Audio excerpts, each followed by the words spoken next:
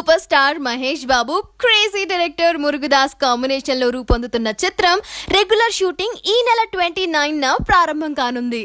తెలుగు తమిళ్లో ఎన్వి ప్రసాద్, ఠాగూర్ మధు ప్రతిష్టాత్మకంగా దాదాపు 100 కోట్ల బడ్జెట్ తో ఈ చిత్రాన్ని నిర్మిస్తున్నారు.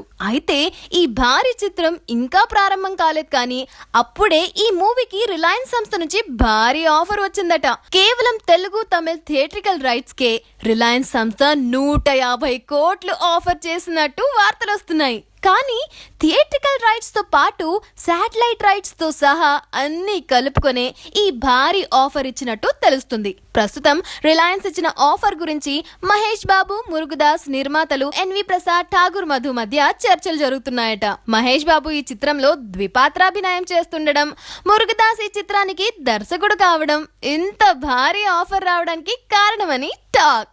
మరి రిలయన్స్ ఆఫర్ కి ఎస్ చెప్తారో నో చెప్తారో చూడాలి. మీ అభిప్రాయం ఏంటి? ఎస్ చెప్తే బాగుంటుందా, నో చెప్తే బాగుంటుందా? ఈ గాసిప్ గర్ల్ కి తెలియజేయడానికి కింద కామెంట్ చేయండి. అండ్ ఇలాంటి మరిన్ని గాసిప్స్ కోసం సబ్స్క్రైబ్ చేసుకోండి.